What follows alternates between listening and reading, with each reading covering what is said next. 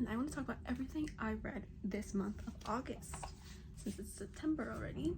Okay, first of all, the only 2 books I actually finished this month, because everything else has been comics, that's all I've been reading, is Cemetery Boys by Aiden Thomas. This book was so good, so fun. It's a YA, kind of like ghost-y Halloween type book about a trans main character who wants to prove to his family that he is a brujo. All his families are all brujo and brujas, and the brujos have certain things and the brujas have certain things. The brujos can bring back spirits to the afterlife, and the brujas can be healers. So that's like the powers they have. He is a trans boy who's trying to prove to his family that he is a brujo, and he does like a ritual, and that ritual brings in this new spirit who is Julian, who is right here, Julian. And then they develop a really fun like friendship dynamic slash romance. This is also a queer book, really fun. I read it through audiobook and I just had a blast. It took me like a month to read because I've been really slow, but super fun. I'm really excited to get to the second one. Highly recommend this, especially for autumn and Halloween, since it takes place in Dia de los Muertos, because the main character is Mexican and the other main character is Colombian, which Colombian representation. But yeah, super fun. Next book that I read, I've read this book for so long, 100 Years of Solitude by Gabriel Garcia Marquez. Colombian classic. I did a whole reading vlog that I will hopefully finish posting, and I have to finish editing and post it. Look at that. Yeah. Okay, I don't have words to explain anything. The ending gagged me. It took me 100 years to read this, and I'm okay with that because it deserves to be digested in a slow pacing way. It just fits with the vibe of the book. I'm happy it took my time reading this. I'm happy it took a year to read this. I think, yeah, that's my thoughts on it. Also, it was really easy to get back into it after a couple months of not, or a couple like weeks of not reading for some reason, even though there's still like a million characters.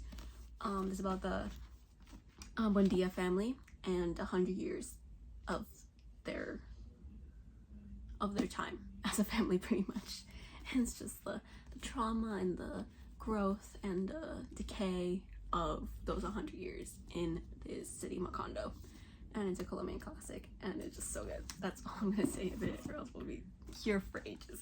Those are the only actual books that I finished. The rest have been comics because of Superman. Superman got me into comics. Wait, first of all, Superman got me into Superbad and Superman and Batman dynamics.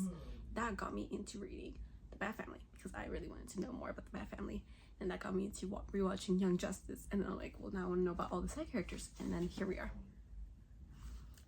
So it's in July, but it's only 2 of them. I don't have it with me because I gave it to a coworker, but Teen Titans Damian Knows Best. This was pretty fun. Damian is the main character. He's the main Robin in that series, and it's just him kind of bringing back the Teen Titans. It was fun. I don't really remember much of it. I need to reread it now that I have more knowledge. Next was Rebirth Justice League. This was the Extinction Machines. Low-key, this confused me. I feel like the stakes were way too high, and I was like, I'm confused. Why is Superman dead and then not dead? I'm so confused. I don't really know what happened there, but it was one that my coworker let me borrow, which is, it's just Harley Quinn issue 3. It doesn't say anything. It's just issue 3. It's like a little sleepover thing. That was a fun little like small story. Next one, I've had this for years. I bought it from the thrift store or antique shop, and I never read it until now. And it has Stephanie, which I need to reread it now that I know more about Stephanie. But this was just Batman Family Athena issue 2 of 8, The Last Rites. The cover is pretty cool. The story, cannot tell you what happened in the story because I don't remember, but I will I think I will read it and see if I can understand it better now. Next I got Batman Year One. This is so good. This is by Frank Miller and David Muschicelli. I'm sorry if I'm pronouncing that wrong, but I really wanted to get like into Batman, and everyone said that Batman Year One is a great start for Batman, and I agree. Especially if you've seen the Batman movie. I feel like this is very similar in the terms of like the politics, in the vibes, in Batman learning what it means to be Batman instead of just vengeance like the Batman. The art is incredible. Let me find my favorite. First of all, the coloring is insane.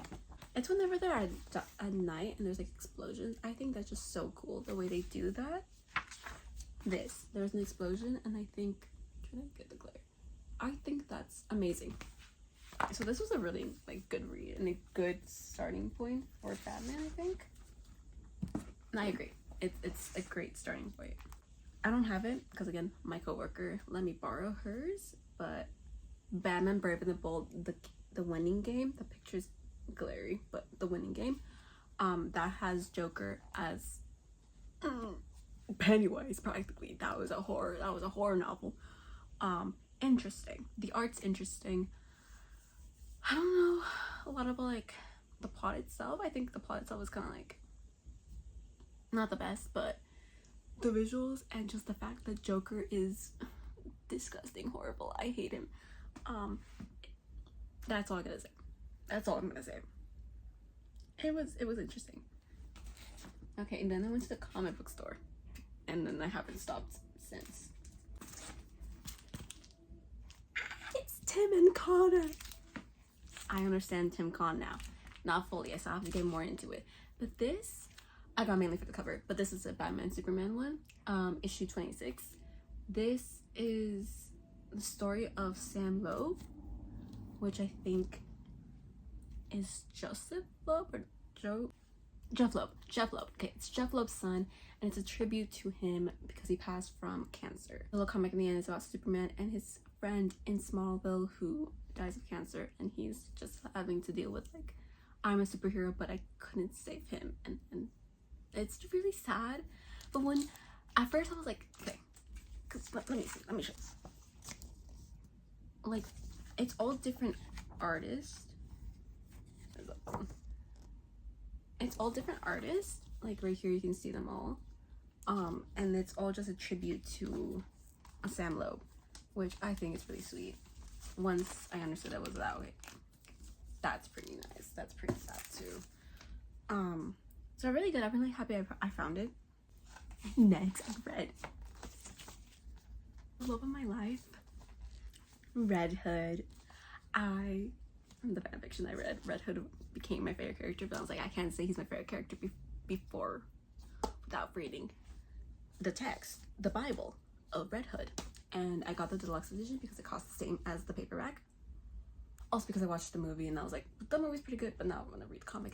The comic's even better. The movie is exactly the same, except they took some parts, and I like that they added those parts in the comic. I like the world seemed bigger here, and like we saw Superman for a bit. I just turned to the page of Superman. That was an accident. But it's just Jason Todd coming back, and I love it. The Joker's here. It's so okay. It has both Under the Red Hood and Lost Days. I liked Under Red Hood more. Lost Days, the plot was interesting. The art threw me off for a bit. And Talia's whole thing with Jason, I hate. That's all I'm gonna say. I'm happy I read it. I hope that 2-page right there in the end, gone. Started reading random ones. Batman and Superman World's Finest. This is issue 23. I just got a random one and then decided that I needed more. And then I got this variant edition of #1. And these are the only ones I've read so far of World's Finest, but I am intrigued. I want to know more. I didn't really understand what was happening here because it's like in the middle of like a fight scene. This is like the start. I'm like, okay, now I need more. I might get the trades, or I might try to find any single issue I can find. Overall, really like it.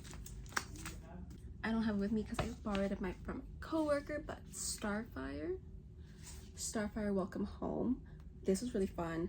I think this is a good start for anyone who doesn't know into comics, but even if you know a little bit, I feel like it's pretty easy. It's just Starfire trying to be human and then trying to understand human laws, human physics, and human emotions. She's trying to understand humanity in a different way. It's actually kind of fun. And then because that was so good, I found volume 2 online and then I read it. This is the cover. And it has Nightwing, but as Jason. And I was like, oh, I know a little bit of Jason. And yeah, that's a little fun fact. Speaking about Nightwing, I got Nightwing issue 122, the Dan Walters run. It's just a random one I got from the comic book store. I like that it has circuit stuff. I feel like that's a blast for the past for him, and it has like a flashback of him as Robin too, which is really interesting. And I really liked the art, so I do want to get into this, but I'm trying to find more issues of that. Similarly, I like that so much. I got the first one of Dan Walters' run, which is The City Under Siege. Now I am gonna build myself up to all of them, hopefully, slowly but surely. But it has a little Batman in the back. Really good. Excited. Then I got Tom Taylor's Nightwing. Best art by far. Let me find the best one. Just, oh my god, this one might be my favorite just because it's a fun time. It's a fun time. People hate it. I don't know if I will eventually hate it like everyone else does. So far I only read 2 volumes and I'm loving every single minute of it. And any cameo I see, it's like I'm really happy. Especially in volume 2. There's so many cameos. It's volume 2. It has the Flash, it has John, it has Barbara, it has Batman too for a bit. Here's John's section. It has like an issue of Nightwing talking with John. It has John's boyfriend. I haven't read anything of John and his boyfriend yet. I'm excited to get into him now.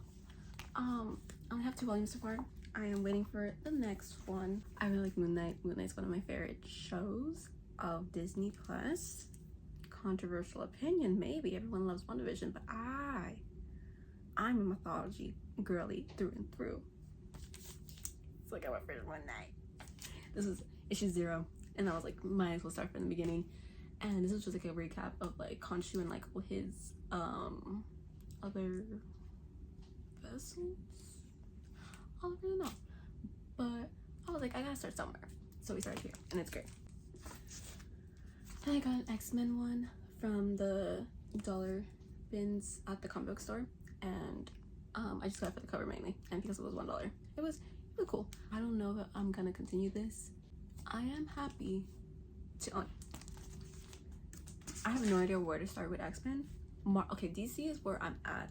Marvel is where I will hopefully one day be. Okay, I have this on my wall right now, but man, look at the cover. Look at the cover. Yeah, Batman and Superman. It's Batman and Superman issue 16. It's like a dual story thing. I don't know if it's connected to like the multiverse. I don't know what it's connected to, but it was cool. Mainly got it for the cover.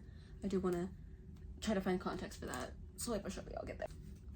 Then my quest for more Red Hood. I found Red Hood the Hill issue 2. When I went to the comic book store, they didn't have issue 1, so I got the earliest one. Interesting. I really like the art. The art's really good. I feel like Red Hood didn't really need to be there. It's mainly I forgot her name, but the girl in the cover. I think the art does make up for it, but it's not really a Red Hood story. It's more like a her story. I don't know how the rest of the run is because I only read 1, but I'm intrigued. And that's all that matters. The story is pretty good too. This is one of my earliest comics because I got it from the thrift store along with like 5 other comics. This is Amazing Spider-Man issue 413, Toy Wars. Fun fact, this one actually has let me show you. It has Kool-Aid in it. Like there's Kool-Aid in here from the 90s, but there's Kool-Aid and a Kool-Aid advertisement. I think that's cool.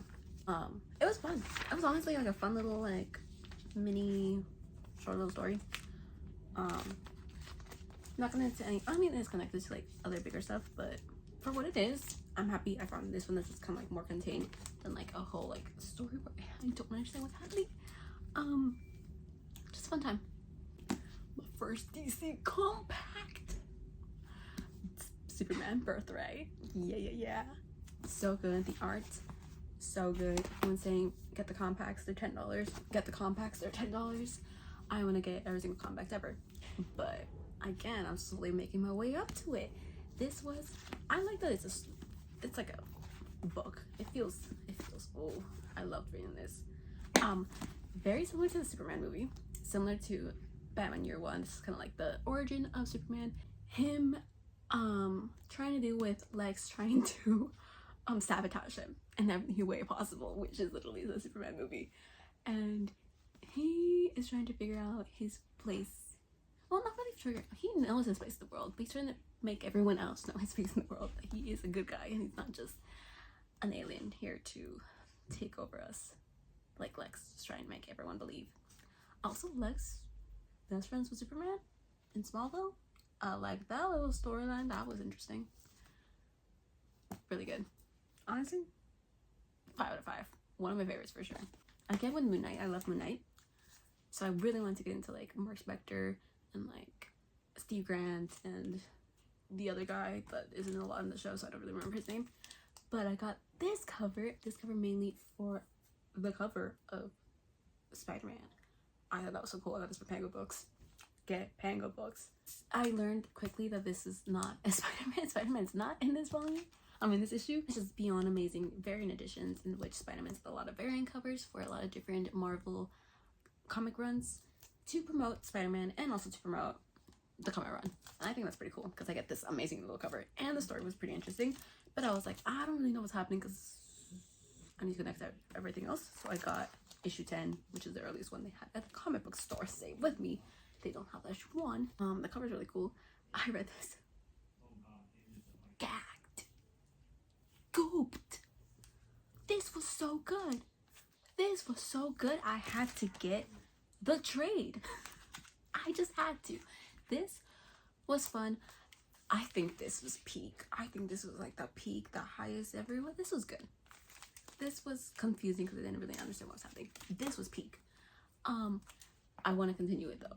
It has vampires, which I think is cool. And Moon Knight talked to his therapist, which I also think is cool because they has had Moon Knight talking to his therapist, alright?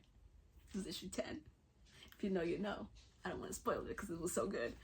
But I do want to collect majority of this run of McKay for Moon Knight. I'm excited for anything Moon Knight. Yay. Okay. Found this at a dollar section in a used bookstore, so had to get it. Grayson, a spy novel. I don't really know who Mr. No Face is. I want to know. I feel like I'm out of context. It's intriguing enough to where if I find any other single issues of Grayson, I will get them. But I don't know if I'll go out of my way to get it, you know? Yeah. If anything that has Grayson in it or like him as a spy, I think it's really cool. I think it's cool that he's a spy. I don't know how it's all connected, but I'm gonna make my way there. It's fine.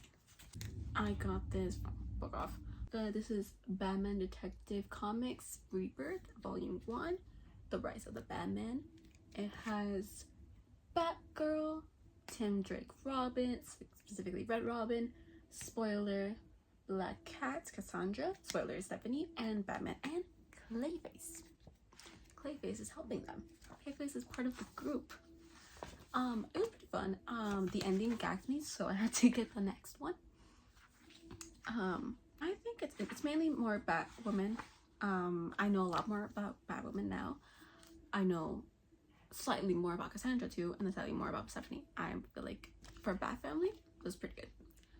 The story itself, the military is trying to be Batman. Terrifying. What did I say? Yeah, the idea of the military using Batman's tactics and gadgets practically to become a terrorist group is terrifying.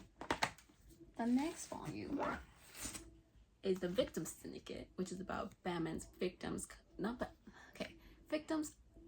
collateral damage pretty much, of Batman's fights with all the bad guys coming together to defeat him. They're like, you should not be Batman anymore because too many people are getting hurt.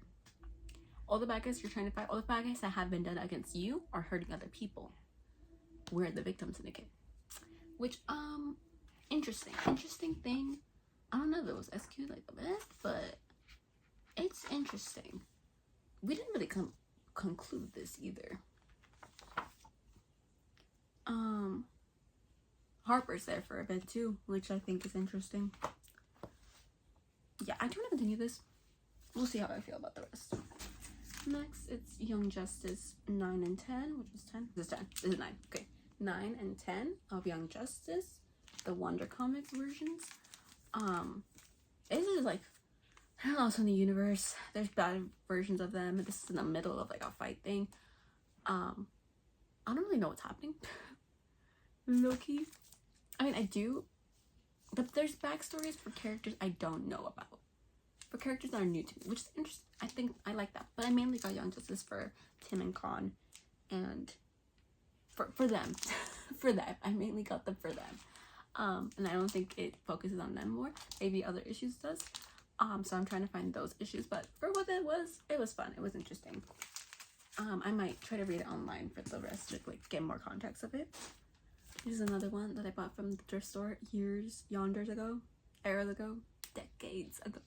Batman Gotham Knights, Ivy's Deadly Secret. This is pretty interesting, honestly. The art was pretty cool too. I do want to get more into Poison Ivy. I feel like this is a pretty interesting dynamic of hers, of where there was children that she kind of like took under her wing for a bit in the park she was living in, but their exposure to her kind of made them sick in some way. But also the people that made her into what she was are also taking those kids and trying to make them into weapons. So there's like two things. She thinks that she is responsible for everything. It's really the government. It's like I don't even know. I read like 4 other issues after this online to try to understand. It's kind of, Hush was there for a bit and he was like really jealous about like her situationship with like Batman. So it wasn't even the situationship, it was just her talking to Batman and Bruce separately. She doesn't know it's together, but Hush does. I don't know who Hush is, so yeah, I kind of went downhill. If anyone has any good recs for Poison Ivy, that's just Poison Ivy alone. No weird relationship with her and Batman, please. Hand over, give it to me, pass them my way. I was so excited for this. And I was kind of disappointed. Now, the more I think about it, the more I'm mad I am.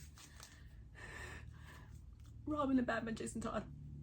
Jason Todd's my favorite character, if I haven't said it 5,000 times.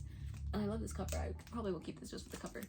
So I was really excited for him to be Robin again, because I barely see him as Robin. I only see him as Red Hood or Dead. So I was like, okay, let's see. The art's pretty cool. It's very like watercolor stuff. I don't know how I feel.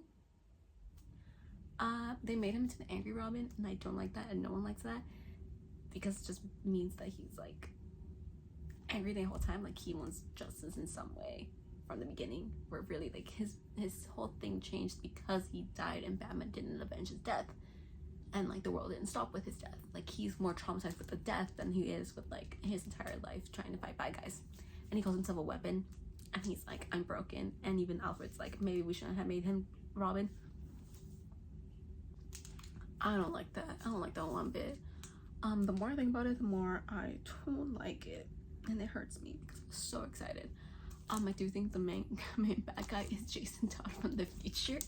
I know it's not, but the way he talks, his first thing was like, Batman, this is my city. Batman, you don't own the city. Batman, you don't do what needs to be done to stop the crime. That's my boy Red Hood.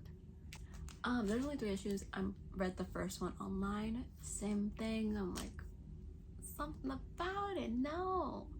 Bruce trusts Jason. He didn't have any mistrust with him that I know of. I actually don't know anything.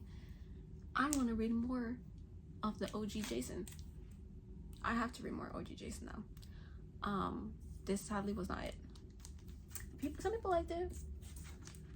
I feel like since I have my whole like bias with Jason, that's why I didn't like it. Maybe if you don't have a bias with Jason, you'll like it. My first absolute flash is issue 1.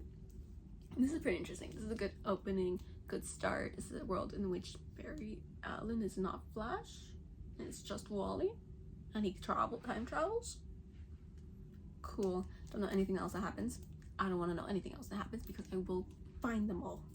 Try to find them in the comic book store today. Not today, yesterday. I couldn't find any. They only had 6.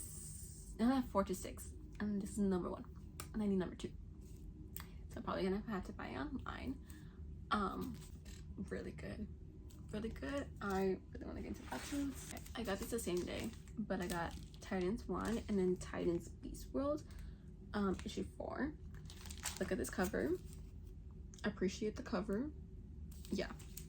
Talk about Titans first. This is fun. This is like a good like opening intro to like them coming back. I bought the trade, so I'm gonna read the trade in September when it comes in the mail.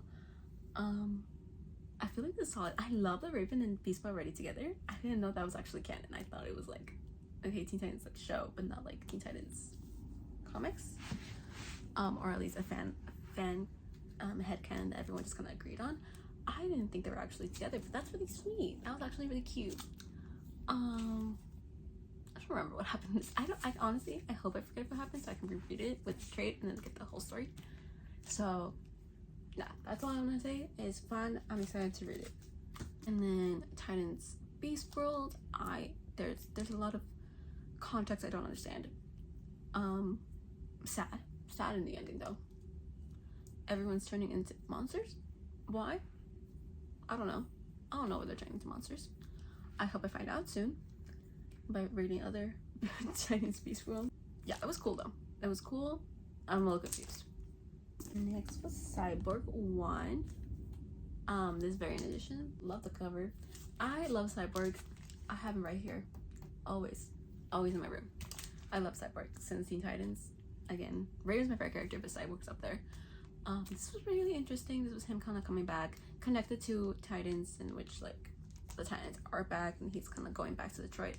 Yeah, overall, just pretty solid start. I might read it online. I don't know if I'm gonna get all the comics for this, but I'm happy to have this one. At least I have one Cyborg. Honestly, really sad about his dad. I forgot that his dad is the reason why he's like this. I want to find a comic that has his origin, because I remember his origin from Young Justice, and that's traumatic. I'm not there yet in Young Justice. I'm only season 1 still in my rewatch. But yeah, this is for Dawn in DC. I don't really know what Dawn in DC is. I'm guessing it's around Rebirth. I know Rebirth and I know New 52 and pre and post Crisis. Dawn in DC, I don't know where that it sets place, but I'm guessing around Rebirth. Yeah, solid intro to Cyborg. I do kind of want to get more into it. And I got this one for $1 at the used bookstore. This is Cyber DC Special 3 of 6 Cyborg Wars, which is about his best friend, I think, coming back also as a cyborg and them kind of fighting, and then him explaining like what happened to him. Since it's like in the middle of the fight, I wish I had more knowledge, and I should probably read more and before and after to fully understand this and fully appreciate it. But for what it was interesting. Again, just have to read more of it to like fully understand myself. That's the bad thing about getting singles, is you get a random single because you like the character or you like the cover, but then you're like a little confused. We're in the middle of the story. We're in literally the climax, and I don't know how we got here. That's what the internet's for. Okay. Birds of Prey, issue 31 of New 52. Love this cover. I think this was just like a kind of story. I put 3.5 stars. It was like of just Barbara's dad, Jim Gordon, and them having to like save him, and Barbara going, "My dad, no." I want to get into Birds of Prey. I don't think this is like the best place to start. There's some characters I don't even know who they are. Barbara's there. That's all I know. The cover. That was a cover by. And I'm okay with the cover by. Okay. This is Batman and Robin Eternal. This is so big, so much. It's like 5 different stories. Not 5 different stories. There's a lot of like interconnected stories, and then they kind of separate for a bit, and then it's all really connected though. Look at who's there. Everyone's here.